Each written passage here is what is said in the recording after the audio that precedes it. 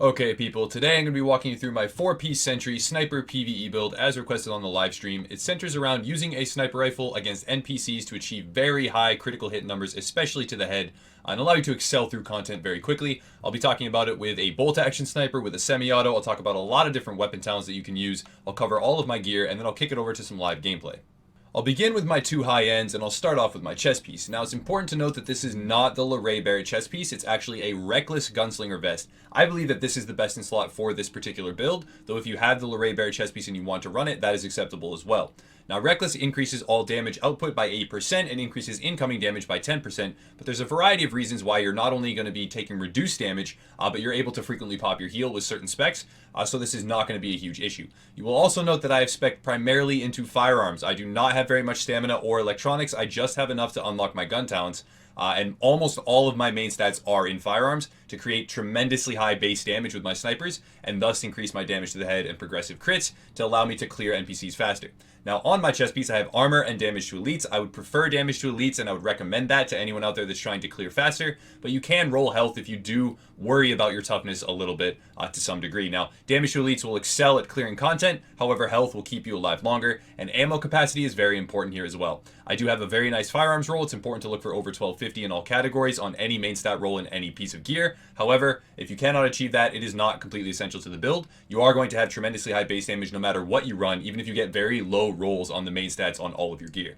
Moving on to my backpack, it's important to note that this item is variable and can be changed out for a variety of other things, as well as have different roles on it. I have opted for specialized, but that could be inventive if you prefer to run it. It could be something else entirely, and I prefer to have armor as a major attribute, but in certain situations, signature ability resource gain may also be viable. It's important to note that the backpack is one of the least important parts of the build, and you can kind of use whatever you have. You can Frankenstein something together. If you don't have a high-end one even, you can use the best rolled one that you have, and it will still work with the build. I have rolled high on firearms for my main stat due to the composition of the build, but you can switch that up if you want a little bit more toughness. It will still function. And then for the minor attribute, this is the most important part. You want ammo capacity. Dropping down to my Sentry's Call mask, I'll begin to talk about all the different gear set pieces that I am running. Now, on the mask, it's important to roll a certain set of things. You want a high main stat roll. This is the one piece that I've opted to run as stamina. And then for major attributes, you want damage to elites, and minor attributes, you want enemy armor damage. It's a fairly straightforward mask. That's going to be the best combination to increase damage output. Moving on to my Sentry's Call gloves, there is one thing that I would change about the item, but the primary stat allocation should be damage to elites and marksman rifle damage, with after that critical hit chance or critical hit damage. Health on kill, however, does have functionality in the build. With a build like this, you're going to have very high headshot damage, which means that you are going to get the killing blow on a lot of NPCs. That being said, I would switch it out if given the choice, but health on kill will have some value. It will keep you alive, regenerate your health bar at certain points when you are getting the killing blow. I have a very high main stat firearms roll. It's important to look for over 1250, and the gloves are a fairly straightforward item in the build.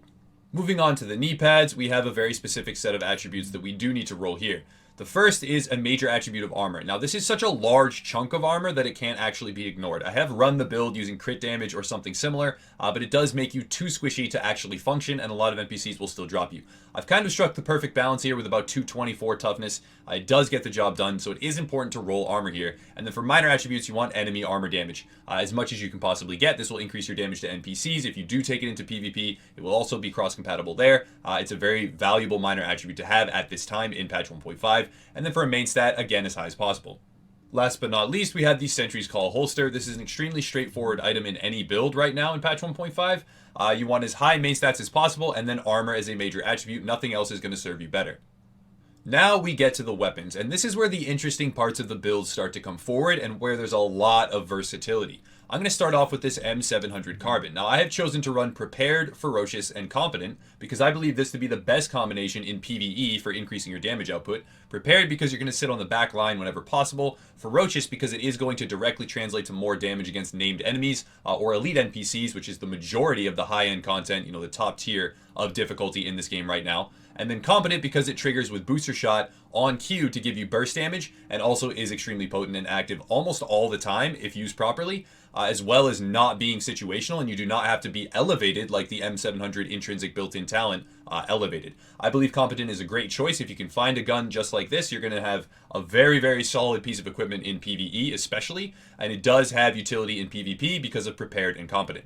Now, moving on, there's one other choice that you can go with. If you do have the ability to find a Paratrooper SVD or a similar marksman rifle of the semi-automatic variety that has cool-headed on it, you're actually going to be able to maintain 100% uptime on things like pulse, as well as recharge your heal insanely quickly. Cool-headed is a really cool talent to run with this build, especially on a semi-automatic marksman rifle. And then in the third slot, if you can find a gun such as this, whether it be the bolt action version or the SVD or some kind of similar semi-automatic marksman rifle, skilled is a really great pickup. You can actually recharge your signature skill very, very quickly, and in a lot of situations, use your signature skill to keep your team alive. Even though you are the squishy one, you can use something like the medical wing signature or the defensive signature to keep yourself and your teammates alive and save the situation in a lot of dicey plays. It's a really viable build with a lot of different versatile talent acquisitions. And another thing that you really want to know, and I'll talk about more when I actually get to the gameplay, is something like Self-Preserved, the talent Self-Preserved, that regenerates 3% of the damage dealt on a critical strike to health, is going to be invaluable because you are getting massive crits with this build. You can actually spec it out so that your crits become a heal of their own, equivalent to, if not superior to, the actual booster shot that you're running. For gear mods, I have spec'd completely into electronics mods with armor. Now, the reason for this is to unlock my actual gun talent, Ferocious, that is on my M700 Carbon. And if you are not running Ferocious, then you can spec into firearms with armor to increase your base damage. However, since I do have that talent, I did need to achieve over 3,800 electronics, so I did spec primarily into electronics mods with armor. But again, that's up to you. If your build doesn't encompass that talent, then you don't need to. For all of my different performance mods, I have opted to run something to augment pulse, whether it be pulse critical hit damage or pulse critical hit chance. It doesn't really matter. Both are going to increase your damage substantially, and there's nothing to counter your pulse in PvE. Again, this is a primarily PvE-oriented build. You're not going to be using this against enemy players in most situations, so I do recommend running things to augment pulse as it can't be countered by the NPCs. For your weapon mods, it's actually very straightforward with this build. Wherever possible outside of the magazine, you want to spec into headshot damage as a primary attribute or critical hit damage. So for your magazine, you want an extended mag with critical hit damage and critical hit chance as the alternates. You also want critical hit damage on your underbarrel. You want headshot damage on your muzzle or your suppressor. And then you want headshot damage on your scope as well as critical hit damage if possible. For your skills, it's very straightforward. You want Tactical Scanner Pulse since the NPCs cannot counter it and it directly equates to more damage whenever you use it, and you can maintain it 100% of the time if you use Cool-Headed properly. And then you want Booster Shot for your heal. It directly equates to more damage, keeps you alive longer, and again, you can pop it very frequently when you activate Cool-Headed. Outside of that, whatever signature you want to run is up to you. Tactical Link will allow you to recharge your signature even faster because you can down enemies faster if you have skilled on your weapon. It will equate to a lot more base damage and allow you to land well over 2 million critical strikes at times. The defensive link or survivor link is going to allow you to run through various areas of content very easily. And the most valuable, I believe, is recovery link. Since you are going to be in the back significantly, taking less damage most of the time than your teammates, you can pop this on cue to get them back up and you can recharge it very quickly. For talents, there's a very specific set of things that you want to run. However, it does change a little bit if you are not in a group and you are by yourself. The first thing that you're going to run is Steady Hands. This does not change whether or not you're in a group. You will be on the back line, entering and exiting cover to proc this on demand. Reduce recoil means more shots landed, means more damage. If you are in a group, you want Triage. This can equate to a lot of cooldown reduction and help tremendously with keeping your pulse and your heal active. And then in any build, all the time, you want Critical Save. This is a tremendously overpowered talent right now. Keeps you alive in a lot of situations and is extremely valuable. And then if you are in a group, you want Combat Medic. This will keep your allies alive and heal them by a significant chunk of their bar every time you pop a medkit. If you are not in a group, I would recommend switching out Combat Medic and Triage for something like Strike Back and or Tactical Advance. Kicking over some live gameplay, I'm going to talk about the tactics and the amount of damage that it can deal, as well as some alternative mechanics that can be taken advantage of with the build. Now, the first thing to note is that Sentry marks act as debuffs on the enemy target. What that means is that your entire squad is going to deal 15%, up to 15% increased damage to a fully triple stack target.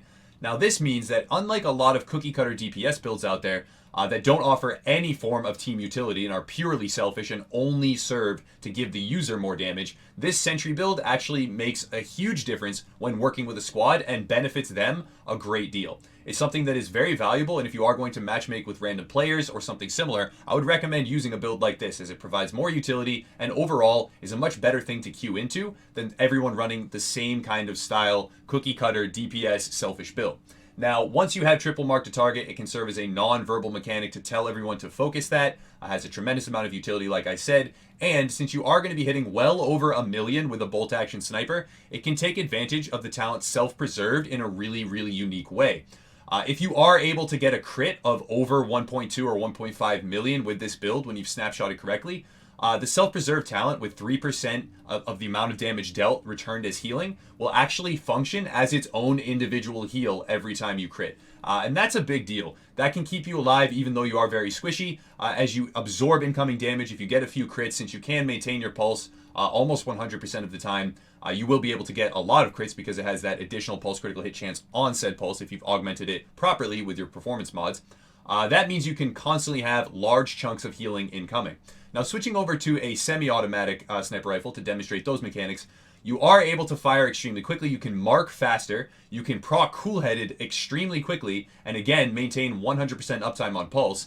And if you have skilled in the third slot, you can recharge your signature very quickly as well. It's something I enjoy a great deal. It is my go-to now for PvE clearing, especially in incursions.